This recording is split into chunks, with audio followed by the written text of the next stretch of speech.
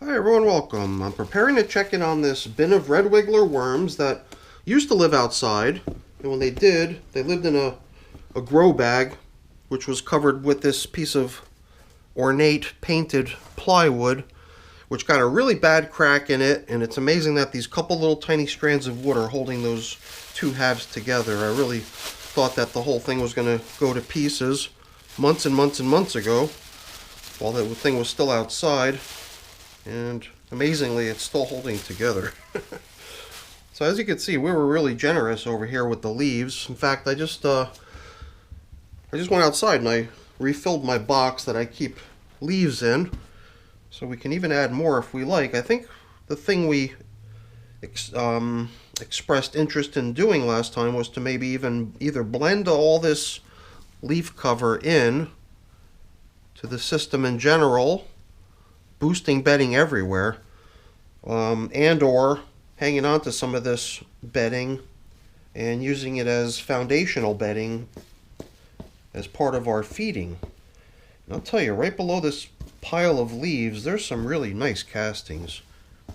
I'm not sure where this dust is coming from though. Some sort of dust is flying. Maybe it's like mold spores or something, I don't know. But I'm not sure. Maybe it is coming through on the camera. The whole idea behind what I mentioned earlier, pocket feedings, I'm not sure if that was clear.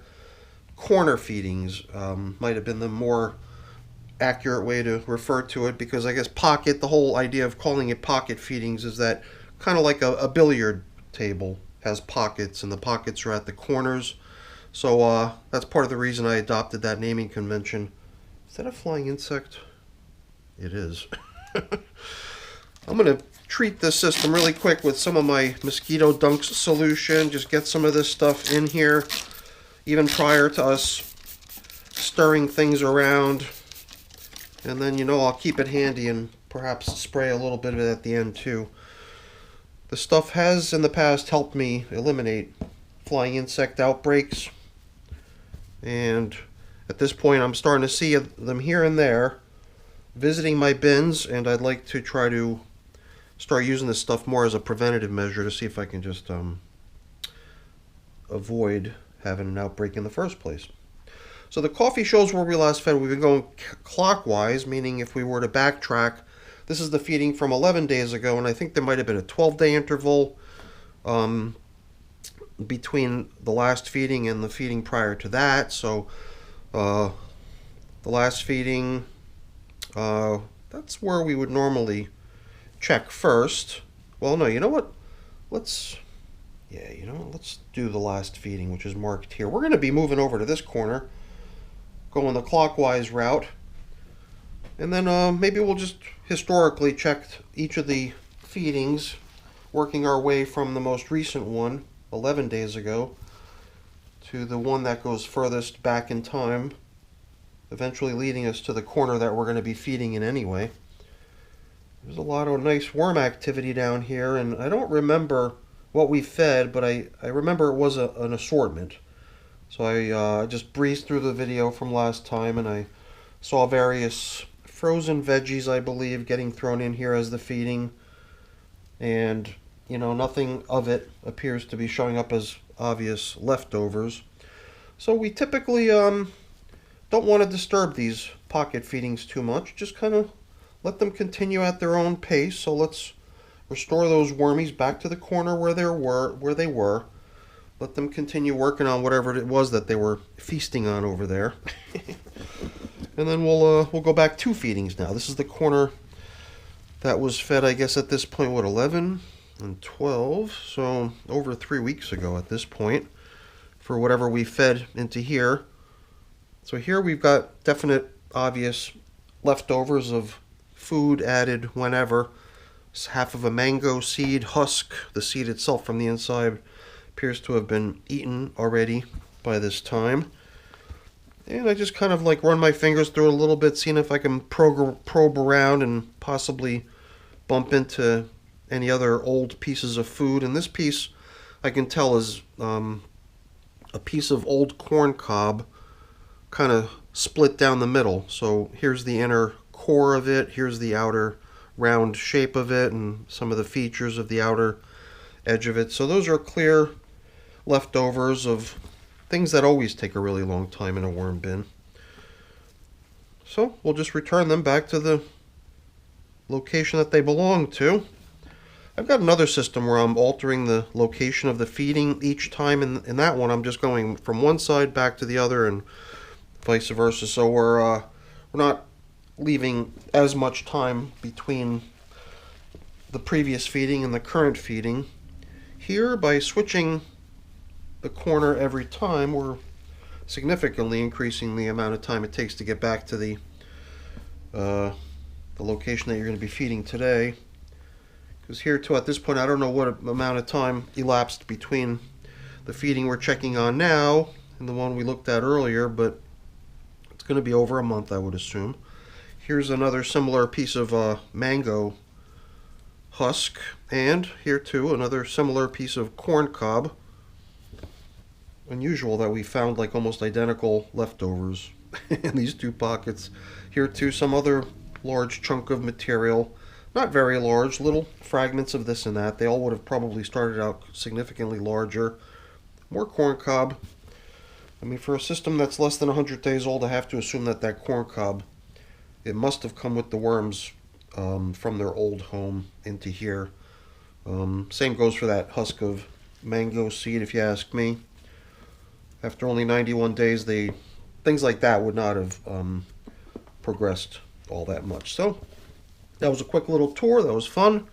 But let's get on to the business of opening up the feeding zone that gets the food today and dropping in today's actually pretty large and generous portion. It's all from my freezer. This is a frozen banana peel, clearly. Stuff that's going to show up as leftovers for a while. And these, I believe, are fragments of the leaves and stem and stuff from a cauliflower covered in coffee. I forgot that there was a little bit of coffee at the bottom of the bag that cauliflower was being stored in. And then when I proceeded to empty the bag of what I thought was just leaves, out came this brown powdery stuff too, so little bonus coffee sprinkled in there too.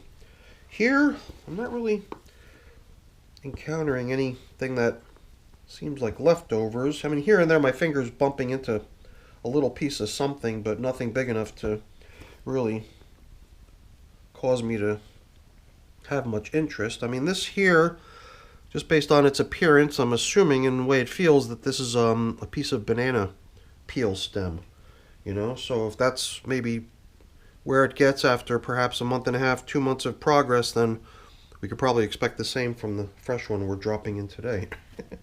But that's pretty cool. That's the only leftover that I could find that was notable. A little bit of worms hanging out here too, but not quite as many, I think, as the ones that were more recently fed. This corner goes back quite a ways, so you know, let's get them fed. I like this idea of having this really nice material onto which today's food can go, and you know, it is a fairly generous portion, if I do say so myself. But I'm not being bashful about it. Let them have it.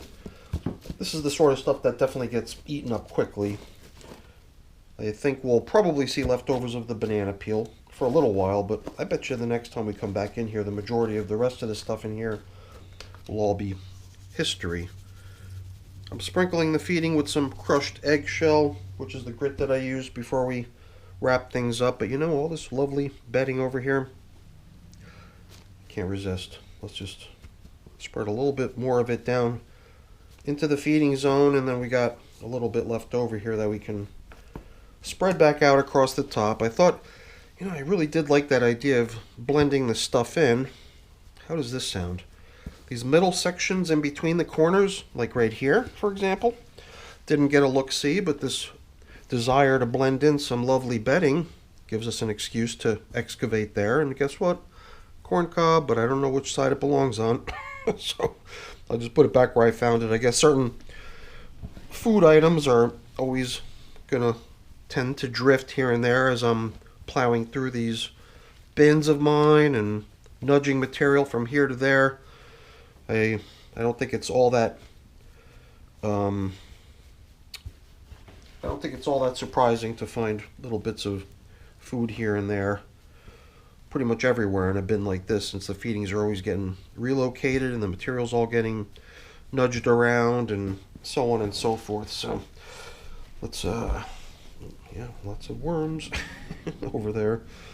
But let's now use this as our excuse. This old banana stem, didn't that belong over here? Or was that another one? I don't know. It's kind of like all getting mixed together at this point.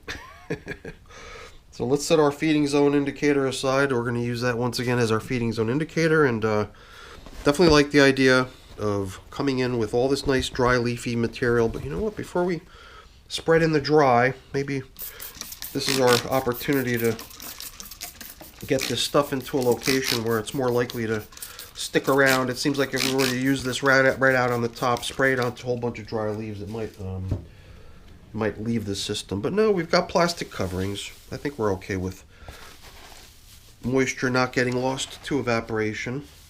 I believe that all my systems that are older than this one at this point have had their plastic coverings removed. But you know, we're still under 100 days of age here. Pretty young bin. So I like the idea of the system being able to hang on to its moisture, keep things humming along smoothly. And we certainly have that here. Definitely got a nice moist environment for these little wormies. So back on comes our feeding zone indicator, even with one little guy guarding the thing. And then back on can come our plastic covering, which is going to keep things nice and moist, but the question is for how much longer, you know? Perhaps at some point we're going to want to start allowing the system to become a little bit less damp, but you know, at this young age, I'm going to let it ride. I think they're loving it. At least from the look of the worms, they look pretty healthy to me. Alright everyone, that's it for the video. Hopefully you enjoyed it. If you did, as always, please don't forget to leave me a quick thumbs up before you go. That's always really appreciated. And if you haven't done so already, please also consider subscribing to the channel. That's very much appreciated as well. Alright everyone, have a great day. Thanks for watching. Bye now.